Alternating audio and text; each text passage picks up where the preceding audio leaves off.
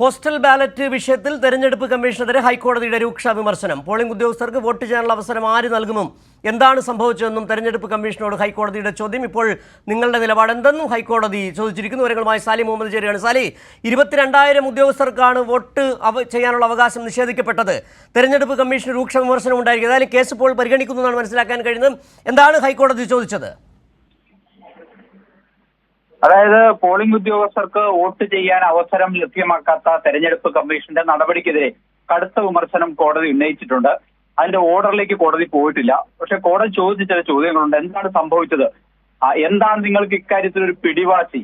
എന്താണ് ഒരു നിർബന്ധ ബുദ്ധി എന്നാണ് കോടതി ചോദിച്ചത്.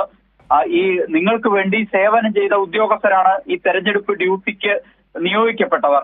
അവർ ആ ദിവസങ്ങളിൽ കൃത്യമായി ജോലി ചെയ്തു. പക്ഷേ അവരുടെ വോട്ടവകാശം നിഷേധിക്കപ്പെടുന്ന സാഹചര്യമുണ്ടായി. അപ്പൊ എന്താണ് സംഭവിച്ചത് എന്ന് വിശദീകരിക്കണം എന്നാണ് തെരഞ്ഞെടുപ്പ് കമ്മീഷനോട് കോടതി നിർദ്ദേശിച്ചിരിക്കുന്നത്. പക്ഷേ തെരഞ്ഞെടുപ്പ് കമ്മീഷൻ ചൂണ്ടിക്കാട്ടിയ കാര്യം, അപേക്ഷ നൽകിയവർക്ക് എല്ലാവർക്കും തന്നെ ബാലറ്റ് ഇഷ്യൂ ചെയ്തിട്ടുണ്ട്. ഏതെങ്കിലും തരത്തിൽ കൃത്യതയില്ലാത്ത അപേക്ഷ നൽകുകയോ അല്ലെങ്കിൽ നിരസിക്കപ്പെടുകയോ ചെയ്തവർക്ക് മാത്രമേ വോട്ട് ചെയ്യാൻ അവസരം നിഷേധിക്കപ്പെട്ടിട്ടുള്ളൂ എന്ന ഒരു വിചിത്രവാദമാണ് തെരഞ്ഞെടുപ്പ് കമ്മീഷൻ മുന്നോട്ട് വെച്ചത്.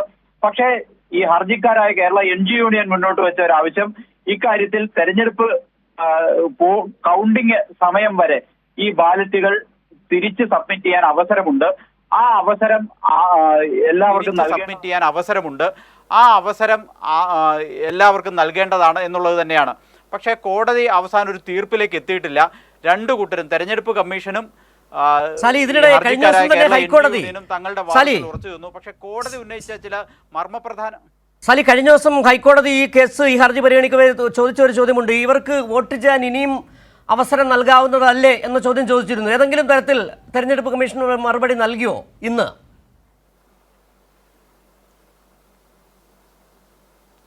അതിന് തെരഞ്ഞെടുപ്പ് കമ്മീഷൻ പറയുന്ന ഒരു വിചിത്രമായൊരു മറുപടിയുണ്ട്. അതായത് ഇപ്പോൾ നാളെ പശ്ചിമ ബംഗാളിൽ പോളിംഗ് അവസാനിക്കുകയാണ്. അതോടുകൂടി എക്സിറ്റ് പോൾ ഫലങ്ങൾ പുറത്തു വരും.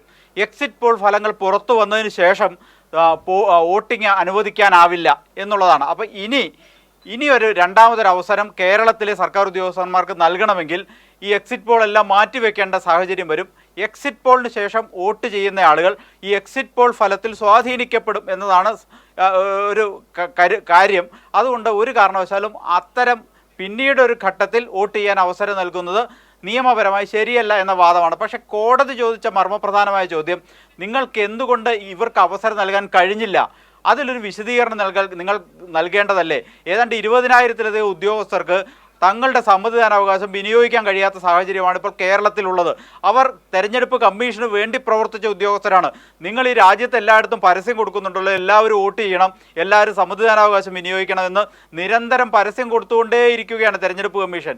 വോട്ട് ചെയ്യാൻ എല്ലാവരെയും പോളിംഗ് ബൂത്തുകളിലേക്ക് ക്ഷണിച്ചുകൊണ്ടിരിക്കുന്ന കമ്മീഷനാണ് തങ്ങൾക്ക് വേണ്ടി സേവനം ചെയ്ത കുറച്ച് ഉദ്യോഗസ്ഥർ വോട്ട് ചെയ്യുകയേ വേണ്ട എന്ന വിചിത്ര സമീപനം സ്വീകരിച്ചത് എന്ന കടുത്ത വിമർശനം കോടതിയുടെ ഭാഗത്തു നിന്ന് വാദത്തിനിടെയുണ്ടായി.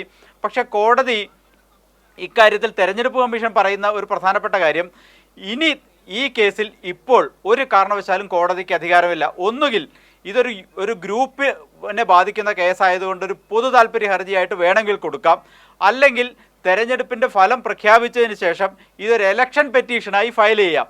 അങ്ങനെയേ സാധിക്കൂ എന്നതൊക്കെയാണ് തെരഞ്ഞെടുപ്പ് കമ്മീഷൻ്റെ വാദം. പക്ഷേ കോടതി അതിനൊന്നും സമ്മതിച്ചിട്ടില്ല. കോടതി കടുത്ത വിമർശനം ഉന്നയിച്ച് ഒരു ഓർഡർ, ഒരു ഇടക്കാല ഉത്തരവ് ഡിക്റ്റേറ്റ് ചെയ്യുന്നതിലേക്ക് പോയി.